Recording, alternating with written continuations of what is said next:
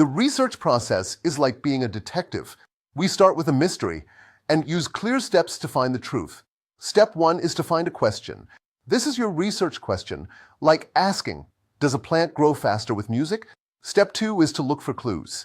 This means background research. You read books or search the internet so you don't repeat the same mistakes. Step 3 is to make a smart guess called a hypothesis. A hypothesis is a testable statement, like, if I play music for a plant, then it will grow taller than a plant with no music. Step 4 is to make a plan. You change only one variable, the music, while keeping everything else the same: soil, water, and sunlight. Step 5 is to collect data. You measure and write down numbers like the plant's height in centimeters each day. Step 6 is to do the math. You analyze your data. For example, you can find the average height. Step 7 is to draw a conclusion. Did the plants with music grow more? If yes, your hypothesis is supported. If not, you still learn something new. Step 8 is to share your discovery.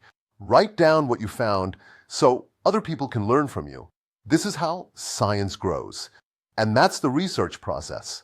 Ask a question, test it carefully, analyze the results, and share what you learned.